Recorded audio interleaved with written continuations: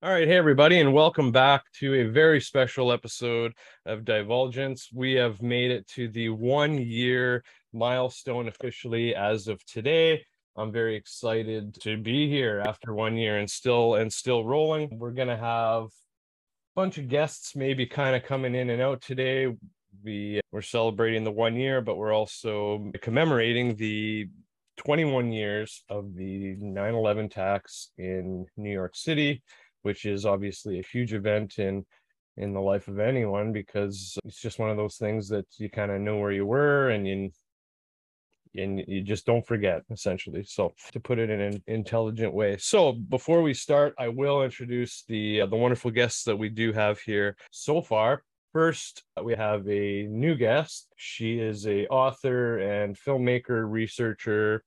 She does a lot of interesting work, and from what I take it, a lot of boots on the ground activism. Please help me welcome Miriam. Is it Heinonen? Sorry, Miriam. And it's okay. Like the word inane, but Henane. Hello, Hey. everyone. Thank you Hi. for having Thank you so much, Miriam, and sorry for butchering your name. I really should have asked you before. We also have another author. He works in the world of business. He used to be, as we've discussed on the show, a rock star. He has written God School, 9/11, and JFK. Please help me welcome Bruce Torres. Hey, Bruce, how are you? I'm amazed you took my bio line that I was a drummer and you turned me into a rock star. God bless you. me. The way it is, man. Yeah. We also have another author, researcher. He's a good friend of mine. I've been looking up to him since day one, so I'm very happy to have him. He has written a lot of books, include Prophet of Evil about 9/11 and Aleister Crowley. He covers a lot of amazing topics and has a lot of amazing guests on his podcast, William Ramsey Investigates. Please help me welcome William Ramsey. William, how are you, buddy? Sure. I'm well. Thanks for having me on. It's good to be with you again, Jordan. Thank you for being here. Thank you so much. We also have actually, I think two of the only other Canadians that will be joining us. First off, we have half of the Grimerica podcast, Graham Dunlop. Graham, how are you, my friend? Hey, good. Thanks for the invite. Good to see you all. Thanks for being here, man. Thank you.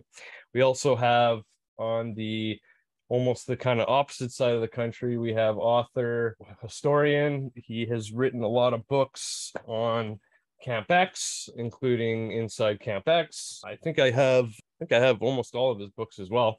He also recently, a few months ago, opened up a new Camp X museum here in Toronto at Casa Loma. Lynn Philip Hodgson. Lynn, how are you, buddy? It's nice to see you.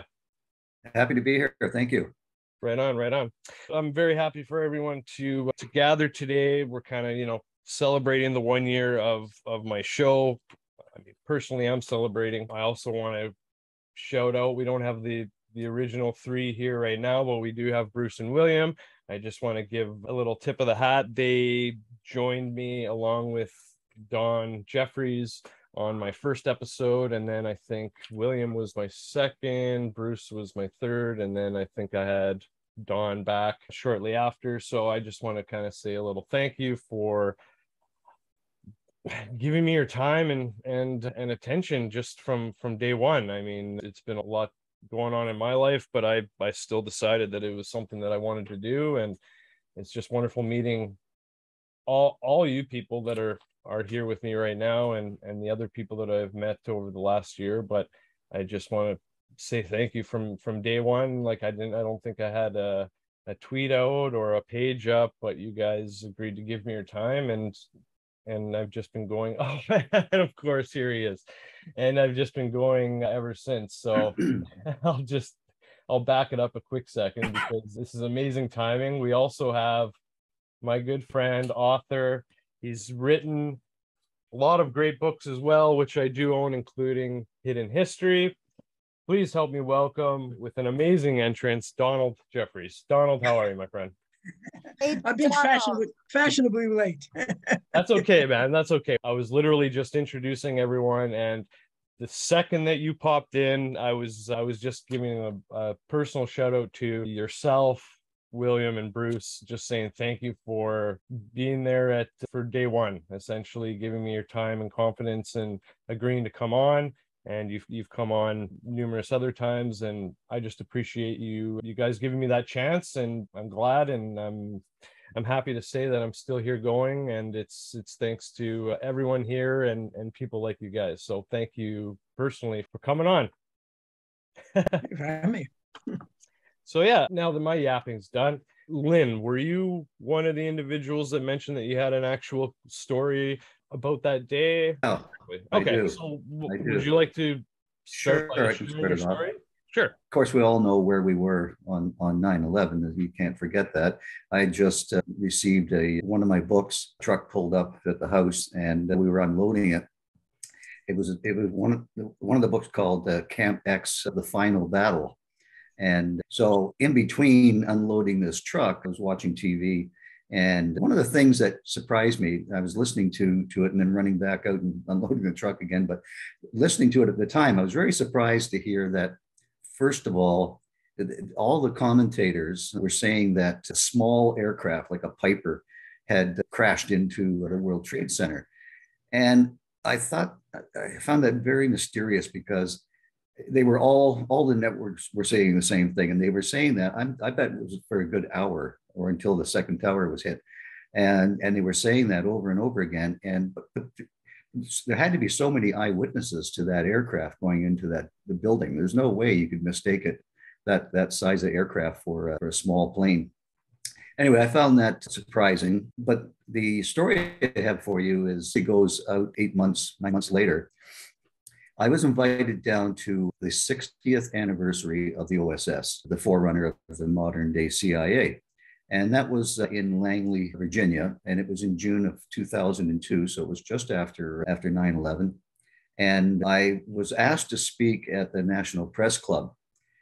So I set up my itinerary so that I would go there first, speak there, and then I was going to go to the hotel where all of the other people who were going to go to the reunion the next day at Langley stayed at the same hotel they did. So after I had spoken at the National Press Club, I called a cab, and I was going to my hotel, which was on the south side of Washington. And I can remember to this day looking in the rearview mirror and seeing the White House right behind me.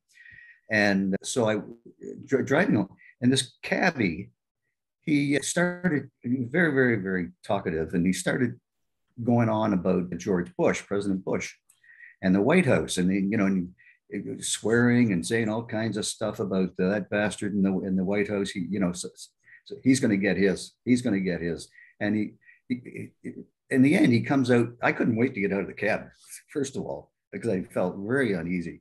And at the end, he just right out and threatened him with death. And so I thought, okay, I guess this is what's going on in Washington now. Anyway, the next day, I went to the reunion, had a great time, flew back the next day to Toronto. And I have a number of friends at the CIA that I've built up over the past 25, 30 years. And one of them is a man named Cordell Hart. And so I sent an email to Cordell, and I told him what happened. And I said, this guy just outright threatened the President of the United States with death. And he says, let me get back to you. So the next day, he emailed me back, and he said, Lynn, nothing to worry about. He's one of ours. He's one of ours. So it was a plan. It was a setup. Jeez. And sorry, where were you traveling that day when you met this? I was going from the National Press Club to my hotel, and it was at nighttime. And I felt very uneasy with this guy because of all the stuff that he was saying, but couldn't wait, as I say, couldn't wait to get out of the cab. But I was really surprised when Cordell came back to me and said he's one of ours. So they had a number of plants in various positions and whatnot, trying to eke out information from people and finding those who were basically terrorists. Wow, yeah, that's crazy. That you seem to have a lot of interesting stories. Obviously, you've been kind of in that world from mostly as an author and a kind of a researcher, if I'm not mistaken. But you're kind of on the inside, outside. But just definitely on the cusp of a lot of interesting events, like when you got to drive the James Bond car at the Camp X site and whatnot. So yeah, that's crazy. You have that moment in time, and the fact that you were able to call your buddy up and double check, and yeah, he's one of ours. So that's so interesting. Quickly, I just want to announce everyone, John. We have John Potash joining us. How are you, John? Hey, John. Hey, sorry. Hey, Donald. How you doing? How you Sorry, doing? We're so happy that you came. Thanks for having me. It's good to be here with some of the people I know, like of course Donald, Jeffries, and Bruce, and I think I've talked to Graham before and with Gramerica podcast. How you guys doing? Great to see you. So we also have Miriam, the Bee Lady. We have William Ramsey. We have Lynn Philip Hodgson. I think those are the three that you didn't mention. So this is John Potash, everyone. He's an author, researcher, and a filmmaker. He's done Drugs as Weapons Against Us. It's his first book. And then, or did you do the book on Tupac first? Or the movie on Tupac first? And then the film won it, then Drugs as Weapons Against Us, and the film won that. And then, of course, and Shots, Eugenics to Pandemics is my latest film. Awesome. Cool. Yeah. So Thanks. I love your work, John, obviously. And again, thanks for coming. So we're just kind of having story time. Is there anyone else that I have a question about 9/11. Sure. Yeah, absolutely. Let's keep the One, I want to say I helped produce the Sierra Club Chronicles, which was with Robert Greenwald, and we were looking at the firefighters who were poisoned with asbestos and whatever the hell else in the cleanups. I also worked on Zeitgeist. I don't know if you guys have seen that documentary, but my question is in regards to Rudy and his role, and just to share that after January 6th, I was there at the deadly insurrection and ended up uploading my footage to Rudy in person, thinking that I was contributing to an investigation. Although when I walked into the room and saw Tori and Millie Weaver, the thought that came to me is, oh, is this just going to end up in a documentary? And now realizing that perhaps Rudy's role was to make sure that it went nowhere, whether the election effery or the effery at the deadly insurrection having taken part in a LARP and seen the agents provocateurs with my own eyes. So I'm just curious if any of you have covered Rudy's role and can just share it. I'm not sure. I might. Okay, I was going to say maybe Dawn might have some light to shine on that. Well, I mean, we know that under the bus.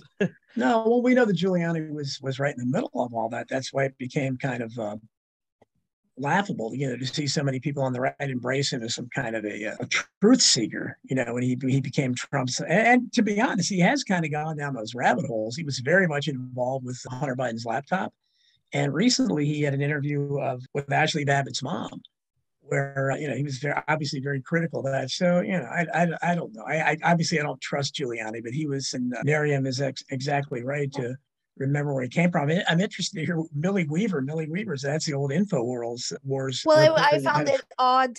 Well, one, they had no idea who I am, a little bee on the wall, just observing, not belonging to any side. And just how the next day is she having a meeting with Rudy and Tori, and what did that amount to? Also, just to recall what Trump said, I just listened this morning what he had said in regards to the building and the impossibility of the structure just going down, and that hinting that it was a demolition. I don't know if you are familiar with that. That's what Trump was really good at. That's what Roger Stone told me back when he contacted me after reading Hidden History before I really even knew who he was. And he loved the book, obviously, and then he asked him to write the foreword to the paperback. Probably brought me more negative attention than positive at this point. But at the time, I thought it was a coup. But he was telling me, this Donald Trump, man, you're going to love this guy. He knows about all the conspiracies, 9/11, everything like that. So I'm thinking, well, is this possible? Donald Trump, the reality TV star. So yeah, but Trump would do that. Trump would throw those tidbits out there, but People think there were explosions, but he'd always back off. He'd go up to a certain, and then he'd back off and do nothing. And so, yeah, so Giuliani's part of that crowd. So I think it's interesting that he has kind of been resurrected as this kind of persona non grata. The establishment worshipped, they made a hero out of Giuliani. You know, it acted as if he personally was, he was down there helping out and everything and walking through all the dust. And he got a lot of good publicity out of that. But they certainly don't treat him that way now when he started talking about the other things. So yeah, these are all, I think, state actors. I think they're all actors on the stage. Yeah. He did a pretty good job acting. I mean, he was sweating his balls off on that in those impromptu press conferences. Yeah. Oh, yes, he did. Yeah. And I think that was that might have been part of the act too, because it just further made Trump's whole case look ridiculous with his makeup, coming the hair dye or whatever. I mean, really, if you're having, I don't know. I just looked at that. I said, boy, that just fits in perfectly with the narrative, doesn't it? He's probably using dye after that, by the way. Yeah. I don't think I've ever seen that before, but yeah, that was, it fit right in though. All right, I'll take a quick moment since we have a few new guests joining us. First, we have true crime reporter and researcher Roberta Glass. She has the True Crime Report podcast. How are you, Roberta? Thanks for coming. You're muted. Oh. Thanks. Sorry, I'm late. That's okay. No, don't be. You're not late. We also have, with her beautiful, wonderful smile and wonderful colors and energy, she's a musician, artist. Her list just goes on and on. I'm so happy to see her. Aurora, how are you? It's nice to see you. Thank you so much. So wonderful to be here. And again, my apologies for being late too. I literally was just dropping off. One's late. No one's late. Thank you. Good. Fantastic. Yeah. So very, very happy to be here and be a part of this broadcast. Thank you. And it looks like a amazing team talking today. So I think whoever was speaking finished their point. So who wants to kind of take the ball? Does Roberta or Aurora, do you have a story, or do you have a specific point or something that you'd want to bring up? I think Aurora, maybe you may have mentioned that you had a story, maybe not, but anything you want to share, we definitely want to hear it. Thank you so much. I would say this is a personal sharing because, I'm a walk-in. I'm a galactic walk-in, and I came into this body on October 8th of 2001. And I came in through this portal that is an interdimensional and a genetic portal called Flying Rainbow Lasagna. And so for me, my personal journey, speaking about this, I came from a otherworldly, non-dimensional, non-time oriented type of place and came into this world, into experience of time and dimensionality. There were huge time perturbations that were made by the events of 9/11. So 9/11/01 created like an opening, tearing, completely perturbed is the only word I can say. Like when you drop a bowling ball in a lot of water and there's a big splash and there's a lot of waves and a lot of things that happen. That's what was going on from that whole experience. So, I mean, I'm very much aware of all of the events that surrounded the irregularities of that day, the irregularities of hearing and architectural self-conflicts, things that just intellectually, analytically do not make sense. And I know there are so many great experts that are available to speak on that. I am really an expert on this feeling of the energy of what it was like, or let's say the psychic weather report of what it was like to come in through that portal.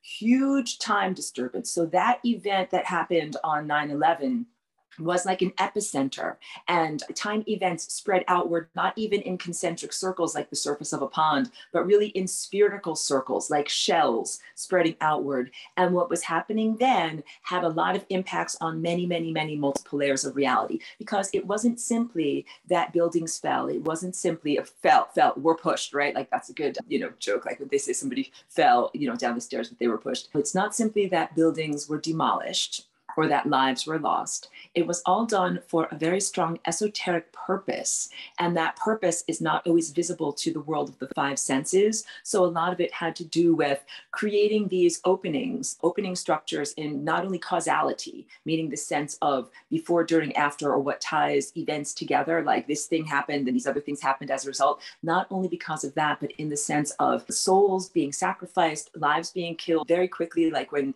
if a person dies over many days, there's time for the person to comprehend, like, I am dying, I am going somewhere. But when there are many instantaneous deaths, like there were occasion, there's an unrestfulness to the people that are passing on. And that unquietude, that unrestfulness, and also the ties to the Pentagon of what happened on that day too. So you had the many people that were killed, and I would call it a sacrifice or a ritual sacrifice, like it's dark stuff that we're talking about here, that was part of also the opening of, again, an esoteric symbol in the Pentagon, which was a pentagram, which was a container for a particular type of non-embodied consciousness, a discarnate entity that literally fed off of war for many, many decades in this world. And that when the side of the building was broached, and again, I didn't say a plane hit the side of the building of the Pentagon, but the side of the building was broached.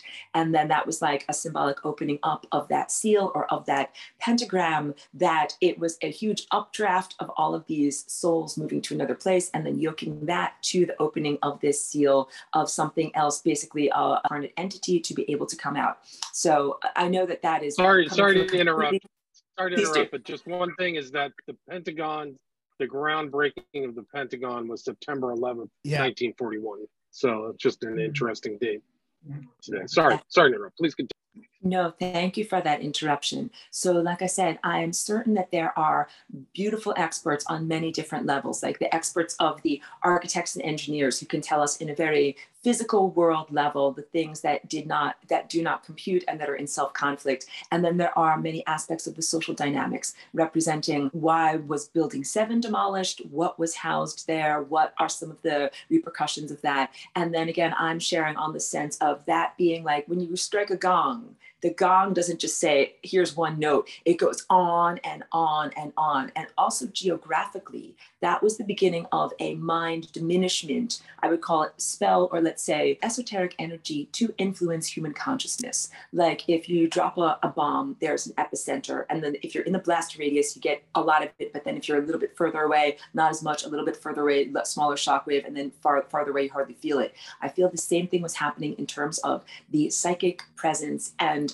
consciousness fall asleep rays that were emitted by that event. That if you lived in New York City at that time, you weren't just exposed to asbestos and other pulverized building parts and other cancer-causing agents. It was also really part of mind diminishment to make people not be aware in their psychic connection, to make people be less rational, more malleable. And so all of this, to bring it around to my own individual story. So I came in as a galactic walk-in less than 1 month after that experience had happened. I thought I was the only sane person on the planet.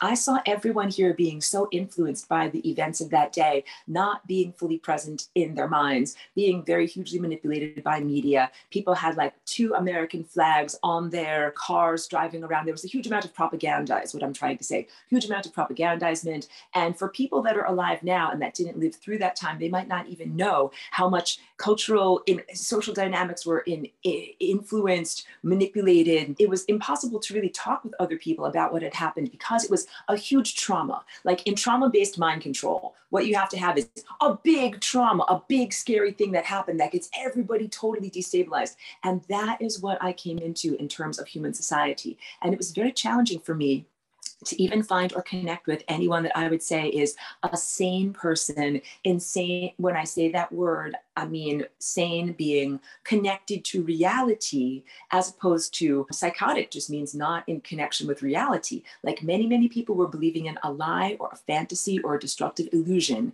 And that moment on 9/11 was the profusion of this destructive illusion into human society. And then it just took a very, very, very long time for people to come to their senses. I applaud humanity for being able to eventually kind of, like when someone drugs, you kind of like shaking it off and waking up more and more. And then all of these discussions and having a commemorative discussion today is also a big part of that. I call it breaking the spell, but you can also think of it as like a reclaiming of your sovereignty, a reclaiming of your rationality, a reclaiming of your true divine connection, where basically someone else is trying to tell you a completely illusory, fabricative story of what actually happened in the world in order to justify a series of events. And that when you in your own self state are strong and you say, no, I believe what I believe and I know what I know to be true, that is the real battle, or that is the real challenge that is going on here. So I applaud humanity. I applaud everyone over the past 20 years that has been themselves awake and then spreading it outward, because your ripples ripple out concentrically and spherically, that your mind state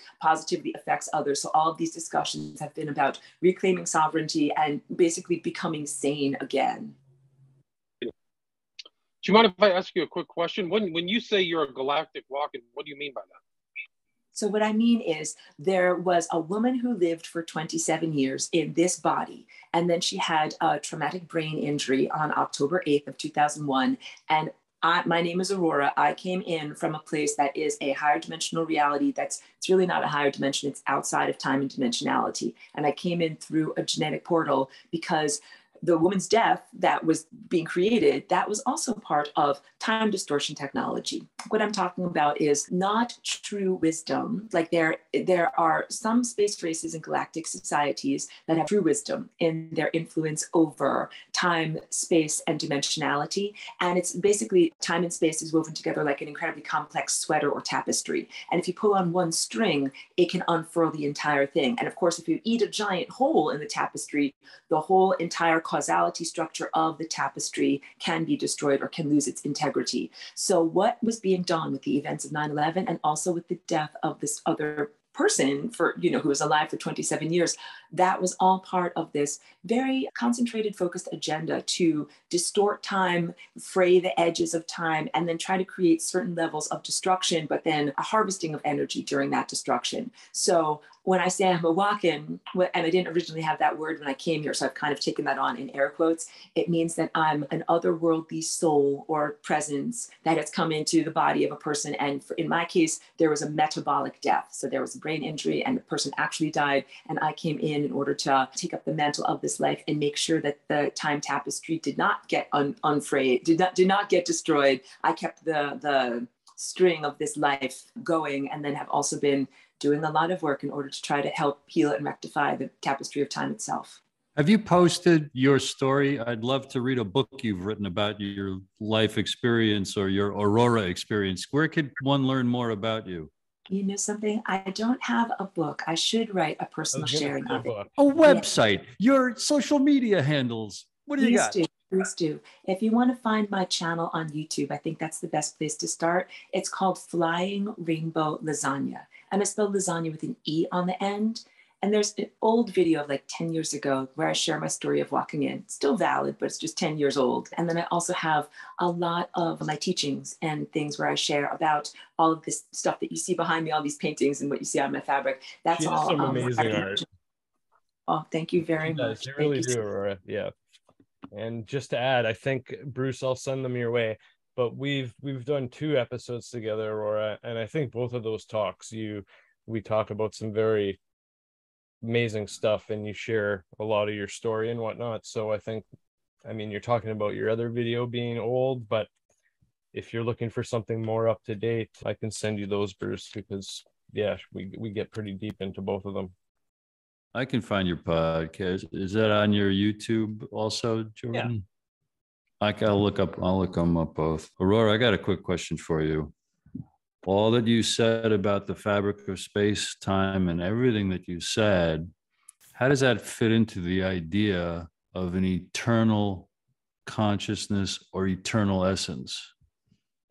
Very much so. So there really is just one consciousness particle, or whatever you would want to call it, thing that is the holistic thing that is fragmented or fractalized or faceted into all of us, these individual beings. Like I'm Aurora and you are Bruce, and then I'm just squinting to read Lynn and Jordan and Graham. These different people on my screen are all of these fractal fragments and facets of the larger consciousness. And all of this experience that we're having is about basically kind of like light beams going through facets of crystals and bouncing off of those facets and then coming back to self. We learn from each other in all of this. And, you know, I could bring it around also to the events of 9/11. Like there seems to be a duality that is going on as part of this learning process of there's some aspect of consciousness moving towards self-awareness, evolution, greater levels of self-organization, and greater levels of intelligence. And then there are also the complements to that, which would be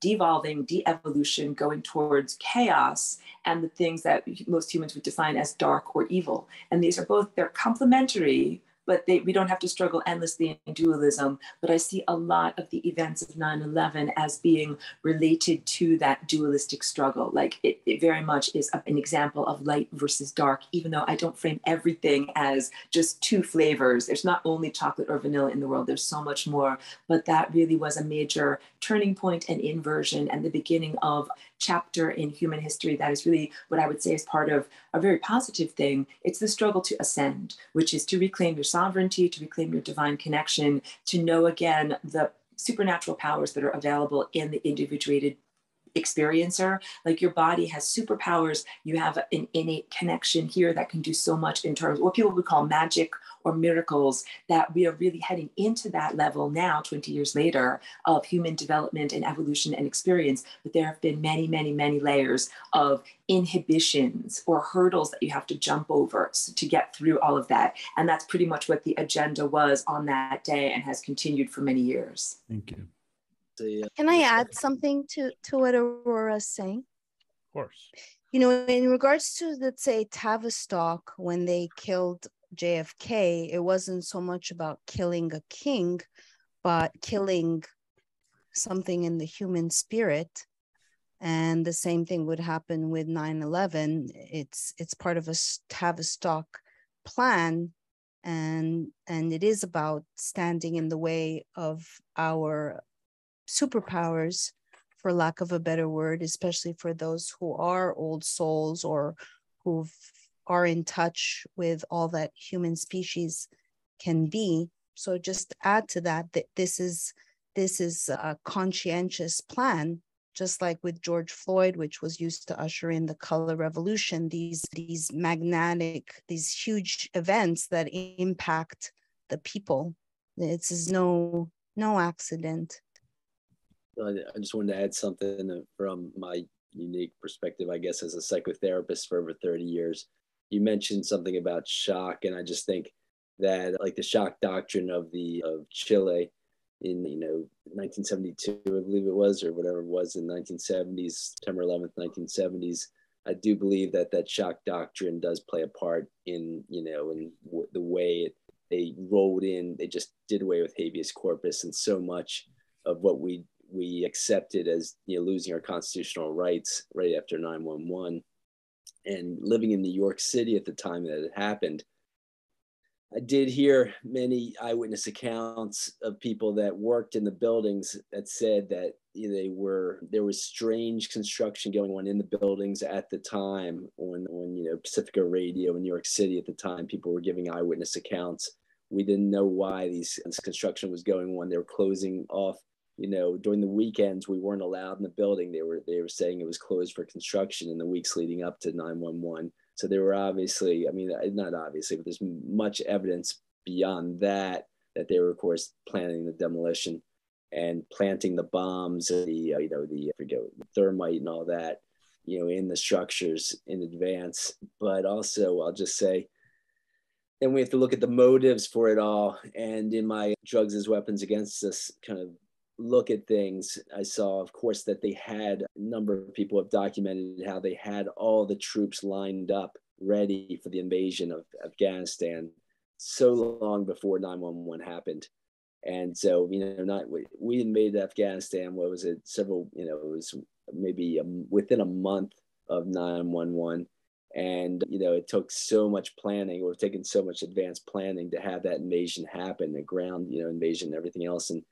And so best evidence, of course, is that we did plan to invade Afghanistan. And why? What were the motives? Well, if you look at Catherine Austin Fitts and what she analyzed about the way laundered money prop up our stock markets, it's an incredible, and she gives a great analysis. She was former Assistant Secretary of Housing under Bush Senior, and was a Wall Street insider with Reed Dillon, one of the top Wall Street firms, and she really knows how the cash coming into the stock market is valued at, I believe she said about 20 times as much. When you get the earnings and the profits, the stocks get valued for up to like 20 years. So it's about the cash coming in is worth 20 times as much. And so tons of laundered money. I mean, if you look at United Nations analysts about how much money is laundered by American companies in particular, but they caught, loads of banks laundering all this drug money. You find that when Afghanistan decided to do away with their the Taliban, believe it or not, I don't have a really opinion on the Taliban, but they did, according to the New York Times and the Washington Post. In 2000, they did do away. They were asked if they would do away with their poppy fields and stop, funding the heroin market and the opium market, and they did it. They actually got rid of about 90 to 95% of their opium crops going to the black market, and or just going to the opium market in general. And the 5 or 10% that was left that was still harvesting opium really for that was the CIA supported Northern Alliance. And so now that Northern Alliance was part of like a CIA kind of network that was called the Muslim Brotherhood. They obviously weren't Muslim in any way, shape, or form. There was talking about Gulbuddin Hekmatyar, who was a CIA asset from, they say, about 1979 onwards. This comes from the top experts on Afghanistan of CBS and PBS. And so they had that CIA had needed another, a spot for supplying their opium and their heroin to the world.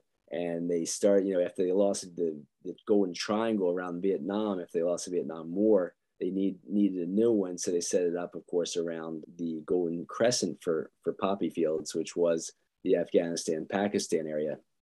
So they had their assets set up 1979 onwards, and those crops grew. I mean, the trafficking grew from there onwards into the 80s, into the 90s, et cetera.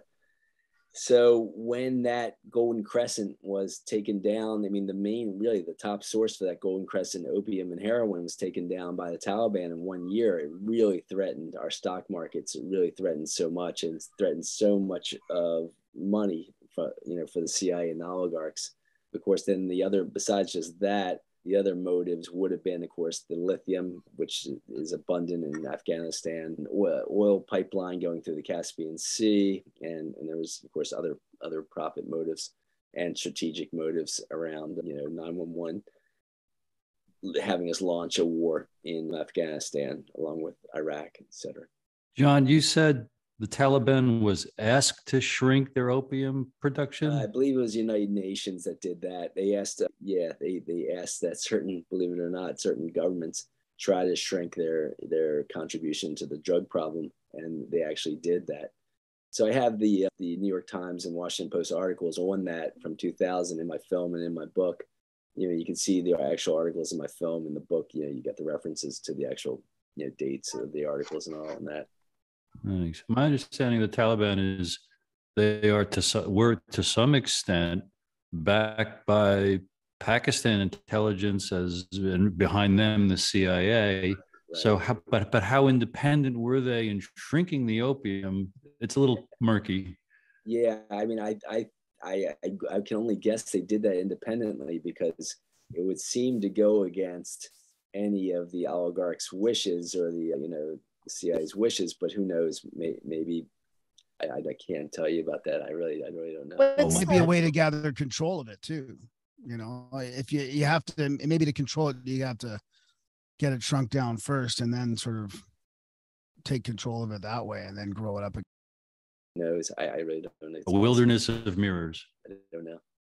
I was going to ask, what's the real reason Prince Charles has a poppy on his, is it really to pay tribute to Flanders Fields? Prince Charles wears the little poppy. It's interesting, yeah. I mean, the royal family's always been in bed with the American oligarch Anglophiles, the blue bloods of America, no doubt. Wellington House, Tavistock, all goes back to Tavistock. Unfortunately, it's true. It's not just a conspiracy. I think definitely Tavistock plays, does similar stuff as the right wing CIA think tanks, the MK Ultra programs, all the different naval intelligence, etc. I think they are in collusion. I don't know who has more power. Is Tavistock like a cousin swimming side by side with the Cecil Rhodes and the Council on Foreign Relations and the roundtables and all that? It came from the Committee of 300. It was created out of the Wellington House in 1921. So Aldous Huxley, Freud, even Margaret Mead, Beatles, all of it. The royal family originally funded it. I think the royal family definitely funded it from the start, and they were in bed, as I say, with the American oligarchs and the blue bloods of America. So, yeah, I mean, I could see that. I don't know who had more power and all that. I mean, I assume the American oligarchs have had more power, though, because of, you know, the way you know, England is basically just owned now. It's fully owned by private companies. And I've heard Margaret Thatcher basically sold off all the assets of England for the most part. Oh, can I ask Aurora a quick question? Just to circle back to our hope and the unconquerability of the love that is the ground of all reality. Can you talk about that for a moment? Absolutely. So, I mean, there's divergent levels of consciousness that are, I would say, you call them extraterrestrial or extra-dimensional or galactic space races. And many of them are incredibly divinely connected, God-centered. And when I say God, I'm not talking about an anthropocentric, like not a human-shaped God, and also not merely a Judeo-Christian or whatever, a God that is defined by any of the dogma or churches that are here on Earth's surface. Like there's a true divine presence. It is an abstraction. It serves all consciousness. Consciousness is a phenomenon that is throughout the cosmos. And I have to say this, and I'm smiling, I'm totally not condescending. I know that in this world here, where I am, that there are many people that still wonder, is there life somewhere else? Is there life other than what is on the planet here right now? I definitely assure you, yes. And also that there is so much complexity of life here on Earth's surface and interwoven through Earth's surface, like humans don't even really perceive and appreciate the validity of microbial life, mycelium, bacteria, even things that are happening at the atomic level in terms of covalent bonding, even things that are happening at the level of pure numerics, like digital, not just digital that's in a computer, but even just if you write the number 2 or you write the number 12 or you write the number 15, those symbols themselves have a type of consciousness. And then all the way up to the galactic scale of stars, the stellar network, and pure light. Like there is definitely a truly profound, truly intelligent, loving consciousness that permeates throughout all of those layers of reality.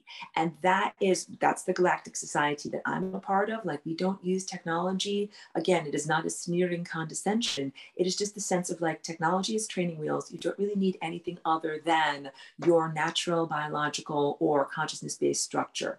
And then to give some contrast, like there are many space races that rely upon technology and they do it to kind of, I'll say it in quotes, cheat the system, like to be able to augment themselves or become more powerful or more capacitated than they would beyond their natural capacities. And that could be cognitive thought, like the way that humans can use a computer to have calculations or cognitions that would not be possible without the use of a computer. Or it could be augmentation of the capacity to speak with your mind across great distances or time distances or hear from others. So those ones that have been also the capacity to influence time, those ones that are on that level of technology using space races, in many ways, like they're very unwise, they are very immature. Those are the nicest words I can use for them. Here, people often define them as service to self, and that they have not yet come to the lessons of what is called unity consciousness, where you recognize like if you F with someone else, you are effing with yourself because you're totally doing a back bend in time. Like you're shooting a bullet that then comes all the way around and hits you in the back of your own head. But if you're not at that level of maturity and being able to see the bigger perspective, a lot of these space races think, like I will somehow, like I say, game the system or somehow take advantage of or exploit what is really happening in the phenomenon of consciousness on its journey, and that they definitely go around in attempts to inhibit or exploit or harm or harvest, basically taking energy from places where it doesn't belong. Taking places, let me speak that again.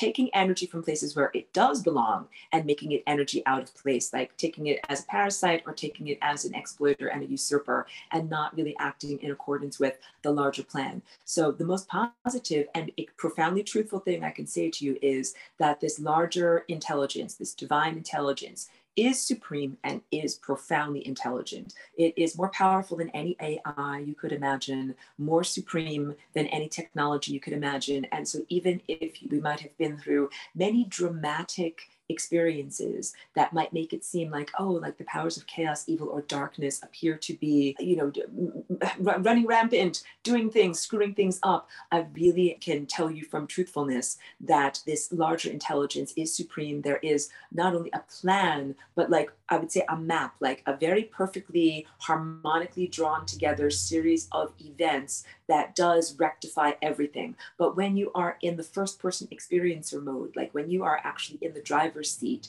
driving through time, and you don't have the larger perspective of looking at a map from up above, it can be very difficult to know what is going on, what is this plan, how are all these events tied together, like very, very challenging. So I give a lot of very real, for people who are just meeting me now, I never sugarcoat things. I'm not a hopium person. I definitely speak only from the truthfulness of there's very real hope and very real faith in the integrity of the structure of the cosmos, that the cosmos and time is alive. Time is literally like a time animal. It's an alive presence. And in order for it to stay alive, there has to be an upholdment of causality, like this happened because this happened, and this happened because this happened. And that these other lower levels of consciousness that are trying to exploit events, basically to come to power. You get it? That anybody who's like, me, I will reign supreme. I will do what I ever need to do in terms of manipulating events to serve myself. Those consciousnesses, they certainly can make a big mess. Like if you've ever had a toddler, like they can definitely crayon all over the walls and make a big mess, or all over your couch. But there is a much, much stronger, much more powerful and profound, and it's innate, a profound presence that is literally innate in everything. It's baked into everything. There's no way to subvert it or get past it. Yeah. So these hackers or gamifiers or exploiters, they are only a momentary phenomenon, and that this larger intelligence presence is the continuum. And it is the continuum, I will tell you, that has been creating and sustaining and continuing consciousness over an amount of time that is so vast that humans literally could never comprehend it. This is not the first, it's not the first rodeo. It is not the first time that something dark or chaotic has been like, let me take over everything for me or destabilize everything. And every time there are so many intelligent fail-safe mechanisms or self-corrective mechanisms that are a part of this larger series of cosmic laws, it always kicks in. But the challenge for the embodied individual, like I said, you're in your car driving your body as a first person experiencer. The challenge is when you're driving through fog, you're like, I do not know what is down the road. I do not know what is happening. Is there a 50-car pileup? Is there clear sailing? I have no idea what's going on. So it can just be very challenging to navigate these events. And that has literally been the past 20 years for human history. The past 20 years has been humans driving through a fog, and the fog has increased in its soupiness in the sense of different forms of diminishment of being able to see and perceive, and diminishment trying to take away your willpower. Like you should be able to fly through time and do what you want to do with your own divine connection, making your own choices. And so we've witnessed, I'm just squinting to read, John spoke very well about when there's a shock, like the shock that happened in Chile and the shock that happened in 9/11. What trauma-based mind control is about is the sense of a large amount of undigested emotional baggage, for lack of a better word, like a big bad thing that happens to people, that people, it's so fresh, it's so raw, people can't even look at it, that was then used to justify the relinquishing of a huge amount of sovereignty. And a lot of this sovereignty work happens through implication, where if you're like, okay, like I'll go along with this because we all want to be safe, and I'll smile, like make a stupid face, like we'll go along with it because we all want to be safe. Like I won't bring my nail clippers on the plane because we all want to be safe. And I remember, so again, like for anyone that is alive now that didn't live through the events of 9/11 and the immediate aftermath, there were all of these escalations, like, well, you're not allowed to do this. And if you want to go on the plane, you're going to have to take off your shoes. There was the shoe bomber. Remember that? And if you want to go on the plane, you cannot bring your nail clippers. How about this? You cannot bring your Chanel lipstick, and you would have to line up, and they would be like, no, throw away your Chanel lipstick, throw away your everything, like all of these things. And that has escalated more and more and more, the boiling frog scenario, until now many people just think of the relinquishing of their sovereignty and of their own individuated willpower as a natural matter of course. Like, yes, but of course, something else or someone else will be telling you what to do at all times. It's very much on the sense of techno-dystopia, any of the science fiction stories like Brave New World that have been warnings to humanity of what could happen if technology is used to create a total control state, and the absolute necessity of the individual and all of us in groups encouraging one another to say, retain your own mind, retain your own willpower, think for yourself. And this also relates now to things like 5G, that it's taken 20 years and a large agenda to be able to roll out basically a frequency control blanket that is on the planet to be able to make it more difficult for you to think your own thoughts. And that many people acquiesce to this. Yeah, I know you've got I want to ask you a question. Well, sorry, Miriam. Sorry, I'm Yeah? sorry to interrupt real quick. I just got to kick the ball over to Don because he's got to take off. So, okay. and I just want, sorry. So Don. No, I appreciate that, Jordan. I'm sorry, I overbooked myself at too many. I see Frantic Missy has come in. I recognize her from the spaces. Hello, Yeah. nice to see you. I'm sorry I can't leave. And obviously, you know, lots of good people. Merry Christmas. Yeah. Okay. Well, I like your get up you have there. Whatever you have on your head. But again, It's a tinfoil hat. You know, you got to be prepared. Perfect. Well, you got the right get up for this. But anyhow, just real briefly, if anybody wants to read, I just wrote a thing for Substack. My Substack is donaldjeffries.substack.com. I protest just like my weekly Rockfin show. I just wrote a thing on 9/11 that you know, if you want to read that, feel free to. And I'm sorry, I could stay, and I overbooked myself, and then I need to say no sometimes. But you've got more than enough people here to carry on the conversation. So thank you for coming. Thank you. Thanks for you guys. Take care. Good seeing everybody. See you, Don. John, take care. Good to see you. Take care. Thank you. Fly safe. Okay. I wanted to ask a question to Aurora in relation to what she said. It's two parts. One, I believe or feel that there's a collapsing of time. It's been collapsing for a while, a quickening. And I feel like the way I can explain it is like, let's say some of us can see that the fork, you can kind of see these both realities because we're diverging. That's my belief. I believe CERN is part of the fuckery, and wanted to ask you, what do you think ultimately is going to occur? Is there going to be these two realities, this transhumanist agenda where people are going to get all this nanotech? And I don't think it's crazy, but I've been gaslit recently because I've for 3 years believed that the nanotech is going to parlay with the 5G somehow. And I have more than enough evidence. But so it's two parts. Just what is CERN's role and what is happening with time? I've been told I'm a timekeeper, but I don't know what that really means other than I'm very uber aware of time. Such beautiful questions. Which is a construct. I understand it's a construct. Sorry, go ahead. No, not at all. So CERN is absolutely a part of time manipulation, physical infrastructure. So, you know, first I will give huge credit to each one of us as embodied biological beings. Your DNA is a time structure. You are a natural time machine, a natural time traveler at all times. This is your quantum laboratory, and that just the natural behavior of your DNA is playing a song that spreads outward, and it has a beautiful interconnection with all life. That's from microbes to blue whales to redwood trees to the planet herself to photons to stars. You are already a part of an enormous supercomputer with enormous RAM or processing power. These lower level entities that need to use technology have created something like CERN that I just call it a crap time machine. And it actually represents a reverberation of technology that was used in extremely ancient times, what is remembered in this time place now as Atlantis, and even on other planets, on Mars. So there was Mars, and there was an extremely high technology society that was there where they basically destroyed themselves using a crap time machine. And then they also influenced the Atlantis culture here in an ancient or mythological time, creating a crap time machine. So we've got How do you know? All of this I see through my inner vision. So it is not something that can be read or validated in a physical book. So please take my information that comes from that inner vision that there was this incredible civilization on Mars. Yes. Well, I mean, there are evidences that people look at now, like the face on Mars and some of the pyramid structures and other things like that. But the information that I share with you comes to me from my direct inner vision. And there was. Yeah. So are they going to repeat? Is that why the project Looking Glass, there's two realities where they can't see past 2030 because they're going to cause a cataclysmic event, and they believe that this 5G and nanotech can help them go through it and survive because we're no longer humans. We're nano, we're homo technos.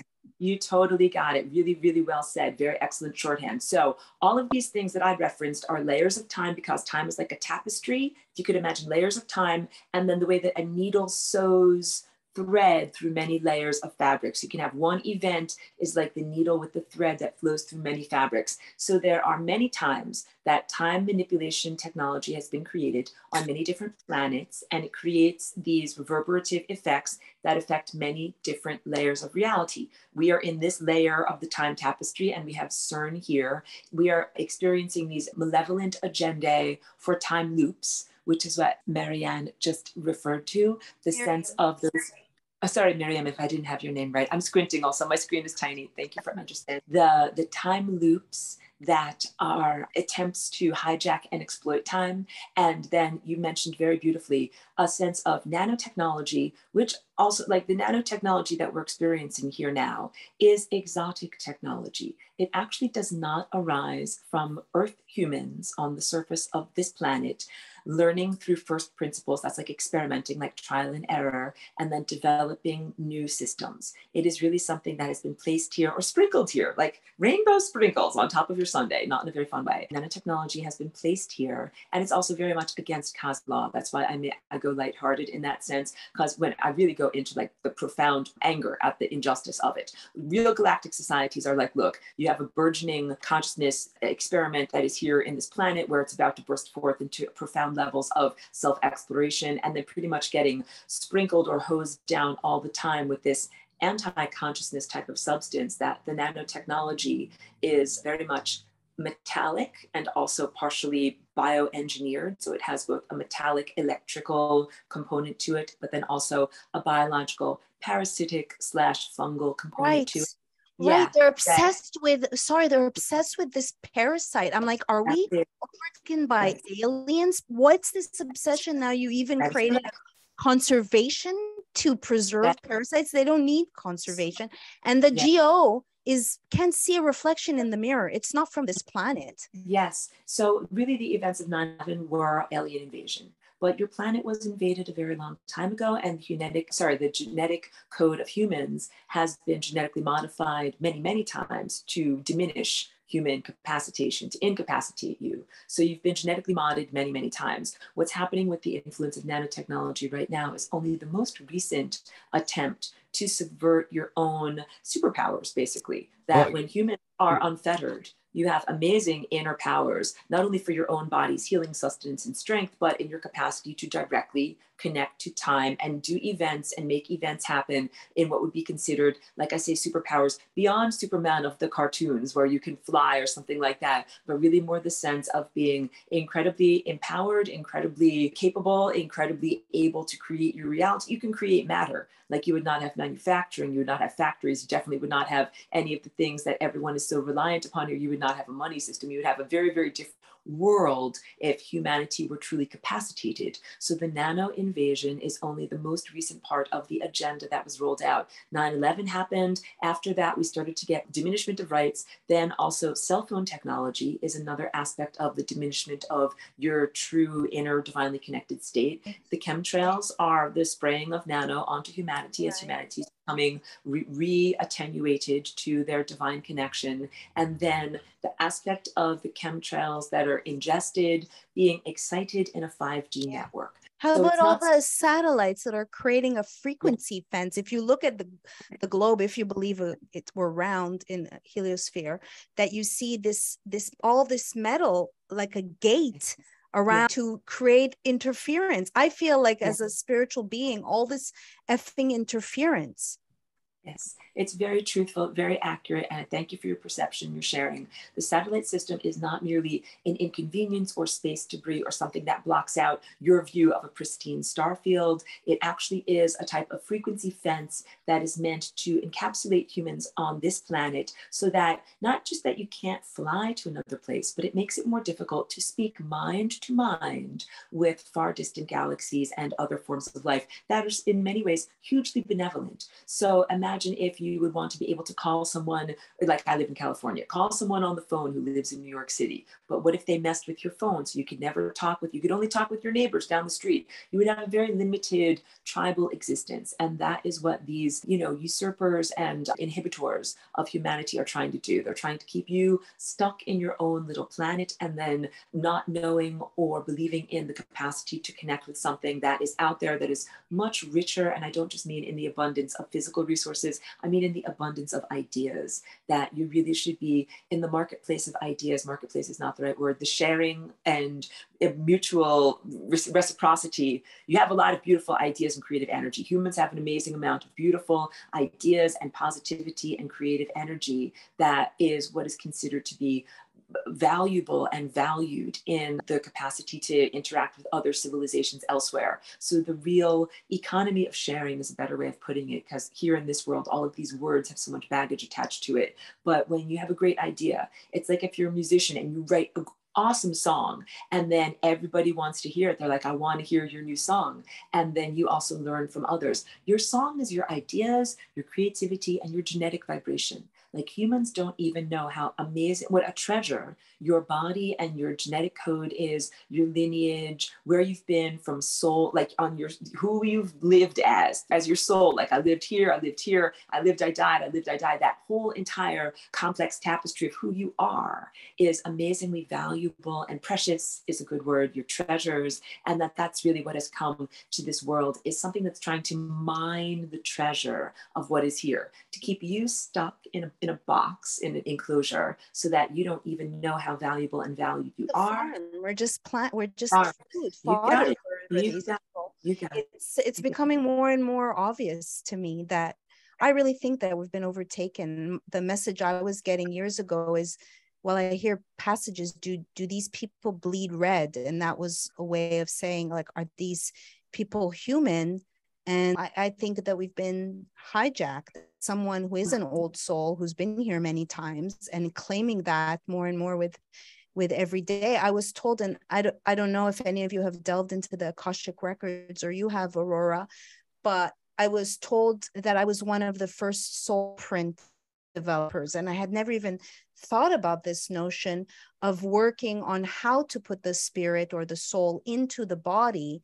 It's very Westworld, but I believe it with every passing day. This is certainly not my first rodeo, but it enrages me that there's this dumbing down and this hijacking when we are such amazing spirits and we're not living to our full potential. And I don't know what the remedy is. Like, how do we ever take down all this shit in the sky? Well, definitely. And also, I want to just speak to the positive, because you asked initially in the question about whether we are inevitably going to become nano-infested, kind of Borg-like people. And that's one-time reality there, because there's a huge array.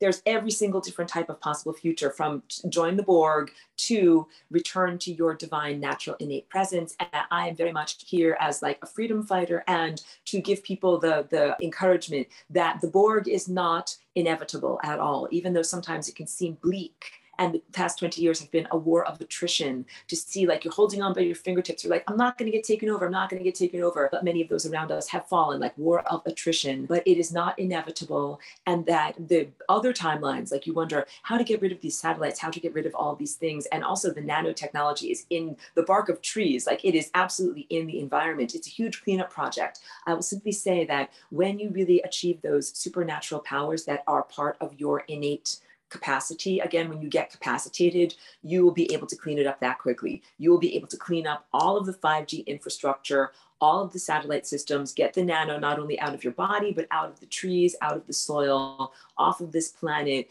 and really make it the pristine, beautiful garden that it was meant to be. So please hold that as an innate truth, even in times when it might seem despair, when you might feel despair. Like a caboose, I want to attach to this train of thought. How poetic was that? And offer the thing a lot of us learn. Freedom from fear is the way to walk into the positive versus the negative. And that's a whole big conversation. I want to mention to John Potash, you questioned, rightly so, how do you know this happened on Mars or this happened on Mars? And I want to ask, there you are, how much, if any, of Jim Mars's books or lectures have you ever experienced? Well, I'm glad he wrote some good books. A good book on JFK, and a good book on 911. It kind of makes me wonder and makes me concerned that he claims to be able to talk to extraterrestrials, if that's the case. So no, I don't completely trust someone who says they can talk to the extraterrestrials. Where do you recall where he said he can talk to extraterrestrials? Yeah, and that's the thing. It could be a smear of him. It could be a smear of him. I saw it in some film, in some post that could be a smear of him. So if that's the case, they probably did just try to smear him. I got good news for you. I've read most, if not all, of his books. And just to that point about what may have happened on Mars, I mentioned two of them. One of them is Rule by Secrecy, great subtitle, I forget what it is. And the other is The Rise of the Fourth Reich. And in one of those, he discusses Zecharia Sitchin's study of the Sumerian tablets and the stories that they tell. But more than that, Jim Mars puts in one or both of those books tons of references to archaeological records and scientific studies of the elements of the elements of Mars compared with these myths, and paints a really plausible scenario that's very consistent with what Aurora was saying about Mars in particular, about what happened on Mars. Why does it have evidence of all this flowing water and life? What is the asteroid belt between us and Mars? Was that the planet Tiamat that got bashed by another planet that came through? Did it give us our moon? Is the moon a hollow object created by artificial intelligence? Put it here. And he documents it, and he speaks right to, and this is another blanket thrill, Aurora, everything you've said, which is being downloaded into you by intuition. I've read so much of it. It's corroborated by so much that I've seen and read in my studies of the last 20 years. It's really very thrilling. Yeah, I'm not saying it's impossible. It's just so much harder to prove when it's. Well, I wanted to tell you that before you dared leave this Zoom, because it's really, there's substantiation. I look, my mind's open to it for sure. It's just the only problem I have is that with things that we're talking about, whether it be the government's doing things that have inside knowledge, like Lynn Hodgson talking about some inside knowledge of things that are happening in certain places, seeing certain people, and knowing, with the nanotechnology and the way they discovered nanothermite, where it was in the powder left over, with 911 and all that stuff. Those are things that are just easier to prove. That's all I can say. And I'm not saying it's impossible. What Aurora's saying or what Jim Mars is saying. I'm just saying, to me, it's a lot harder to prove, and so it's harder to and that's the problem when you're talking about otherworldly stuff. It's so much harder to prove that it can be easy to smear someone when they don't have the same kind of proof as they have with things that are going on this planet versus other planets. I would just break in very briefly, and I'll say that I love and respect all of these different valid viewpoints and perspectives. There's the analytical, rational, intellectual that is work on the five senses realm, and I respect that very much. And that can say, hey, there are conflicts in terms of the laws of physics, or witnessing the presence of thermite, or witnessing, something that just simply doesn't make sense in terms of heat values and melting points and other things like that. And that is so valid. And that I framed everything that I share as coming much more from energy, psychic perception, the comprehension of higher dimensionality. And I hope that there's a bridge that can be presented in all of these different levels of the esoteric, the physicality, and how this paints a larger picture with many different implications. I'm glad we're going through this esoteric sort of part of 9/11, because we've all been around like all the actual evidence, the hundreds of bullet points of things that are wrong with this whole thing. And I mean, I've been thinking lately, because of COVID and the tyranny of COVID, like sort of grieving the freedoms from the 90s.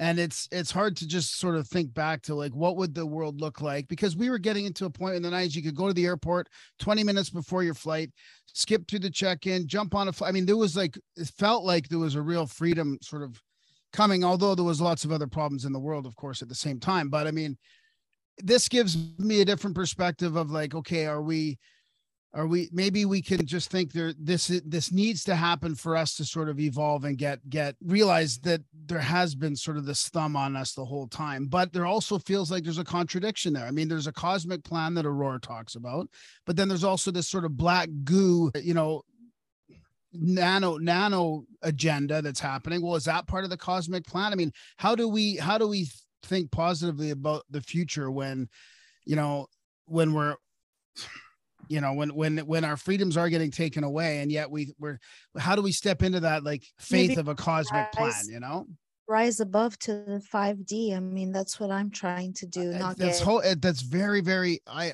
know I'm all for it, but it's very intangible for people. It's hard to, how do we get into this 5D ascension? One of my favorite toys as a tool for your question is the idea, and it's out there. I found it in a lot of books and a lot of literature and a lot of wise people. It's the idea that this is all an illusion. This is a game we're all playing. There is only one, and we're playing hide and seek with ourselves. I think you're referring to the simulation theory.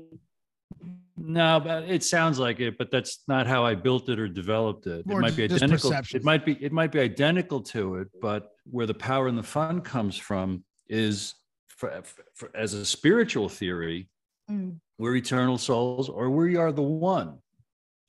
And the one might be doing this to appear as one among others because we were bored. And we knew, okay, and we're going to forget we're playing a game. So it's going to be terrifying until we pay attention to the coincidences and the clues, the people and the things in the experience that make us go, hey, I feel really connected to this person or this puppy or this cat or this scene.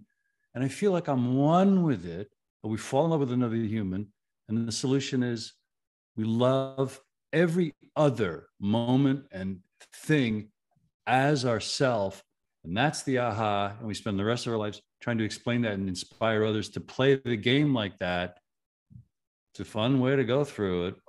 And then we have the night terrors in the middle of the night because we're just humans. But that's the best I got, Graham. It's the best I'm ever going to have about how to be a human. I like it. I mean, that seems to be the eternal struggle right now. And this COVID tyranny has kind of brought it to light what's happened since 9/11 to now. I mean, it's been 21 years of this leading up to this point. But it's how do we like, it seems like it seems like a lot of catastrophe to wake people up. I mean, I agree. I mean, I feel like everyone has their karma and dharma. I fall into the negative because I am in the mental constructs and I'm synthesizing and collecting all this, especially transhumanism on a regular basis. But when we look at the political leaders and this like right-left dynamic, who is really holding wisdom? Who is acknowledging that we are spiritual beings as opposed to like, look, I have a cross. You might as well be fucking wearing a face diaper. It's the same virtue signaling BS, in my opinion, but who's bringing in this type of conversation? Yeah. Quickly, Roberta, I know you have to get going, so I just wanted everyone to say goodbye. Thank you so much for joining us. It's always a pleasure. Congratulations. It was really nice to meet everybody, and thanks so much for including me. All right.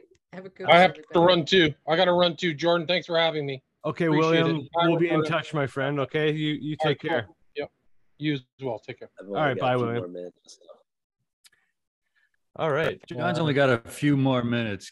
John, give us a download, if you don't mind, everyone, on the most fun or urgent thing you want to tell us about what you're creating and the word you want us to help you spread, please, because I just love what you're up to. Well, thanks a lot, Bruce. Well, I do like the angle of just having more fun and finding, you know, what you enjoy doing more. And that's why I try to make, you know, eugenics to pandemics, like comical, just amusing. And then the next film is a comic version of Drugs as Weapons Against Us. Really? Yeah, just because there is so much you can make fun of amongst the U.S. intelligence and the oligarchs. I mean, so many things they do, you know, as ugly as they are, you can make fun of them easy. And I enjoy doing that. So I think finding some enjoyment in the way we do these things and present them, and the way people can have fun, you know, watch more fun watching them than just the dry hard fact, you know, cold hard facts, might be a, you know, just as another approach for me. So that's, thanks for asking, Bruce. That's cool. And it was nice talking with all you guys. I really appreciate it, and thanks for taking your time, and look forward to maybe seeing you guys again sometime. Okay. Absolutely. I'm sorry, I'm fighting the cold, so I gotta. That's okay, man. Thank you for gracing us with your presence. It was a pleasure to have you. So thank you so much. You're welcome. Take care now, guys. Yeah, feel better, my friend. Take care. Thanks. Bye-bye now.